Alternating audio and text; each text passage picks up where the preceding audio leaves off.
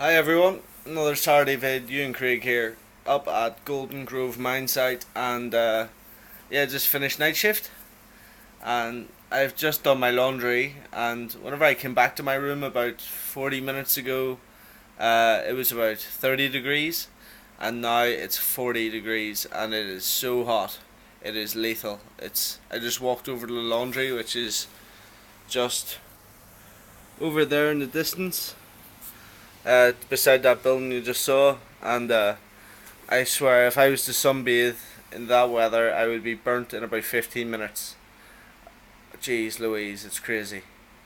I haven't felt that much heat up here since I was doing housekeeping in my first stint, and oh goodness, I feel sorry for the people outside today, especially the miners. It's 38 degrees in Perth. It's going to be 45 to 47 degrees on the campsite today, and that's just crazy, absolutely crazy. So anyone in Perth today, I hope you have your sun cream on. If I was out there, I'd definitely have the factor 50 plastered on me about 4 times during the day, and with the sun hat and the fly net over the face. I just walked all the laundry and flies are all over me within about 10 seconds of leaving my room. So yeah,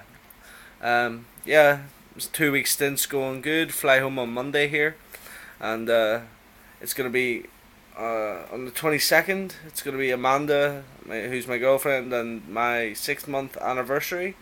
So that should be fun, and it's been amazing the last 6 months with. She's such an amazing girl, and I'm so glad that I met her. I've had so much fun together, and hope it continues for a long time. But yeah, I haven't really kept up with things going on around the news during my second week. You sort of like just sleep, eat, and work on the night shift in the mines, and as you can probably tell by my face, I look absolutely wrecked. My eyes look like shit, as I can see now, and yeah, but hopefully there's not too much snow happening back home. I see a lot of complaints on Facebook of people being snowed in or whatever, and light snow showers and stuff. And in my job as a ski instructor, whenever I'm near snow, I love it. But whenever I'm back home in Ireland, I remember having to walk to school in it as a young teenager, and I absolutely hated it because it was cold and just miserable. But make the most of it. Have snowball fights, no matter what age you are. They're always fun. And I believe the issue in France, in Paris, I think it was in the printing factory, got resolved. Two guys started something. I read a bit more about it, and somebody was writing some bad stuff about their religion or something like that, and they took people hostage. People got killed, and very sorry to hear that. This stuff shouldn't be happening in the world. We should all just learn to get along. Easier said than done, obviously, and but I still have a feeling that something much worse is going to happen, because these things just don't happen in small events, and especially with this whenever religion's involved, it usually tends to be a massive thing, and I'm just hoping that the right people get the right way, and the wrong people sort of pay for it.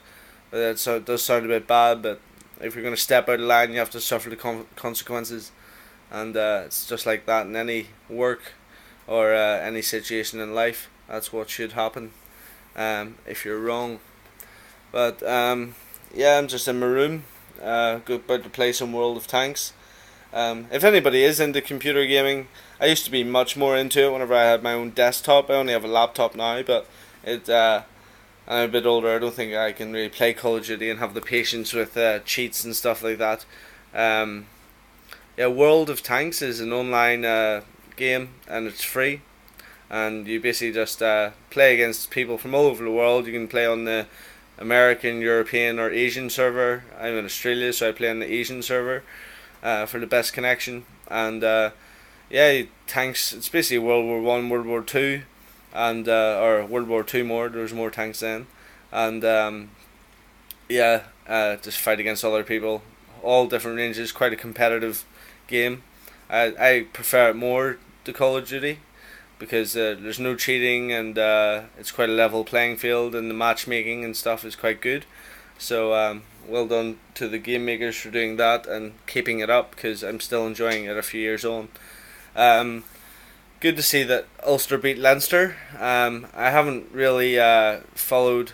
I think they played Toulon or Toulouse, was it? The European champions last night. I have to go and check.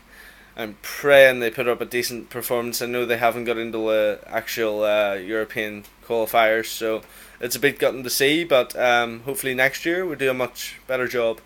And yeah, um, I can't wait for the Six Nations. Hopefully Ireland can retain the Six Nations title, and it'll give us a big boost for the World Cup later on this year.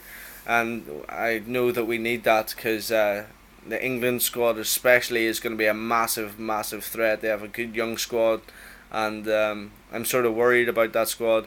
France are coming through as well. I'm not too sure about their squad. They did a good job last year, and we were very lucky to win the Six Nations.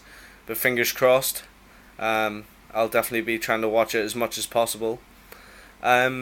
This should hopefully be my last time on a Minesite doing fly in, fly out work. I want to move back to Perth and get a job in the city, and I've applied for a few jobs while I've been up here. So yeah, a few just bar work, kitchen hand, cooking, and then I got a reply from a promotions job, which was applied to maybe a few weeks ago. So hopefully I have a Skype interview during next week or sometime tomorrow or something. Would be nice. And I'd really like to get into that with my outgoing personality, and do promotions would be a lot of fun, I think.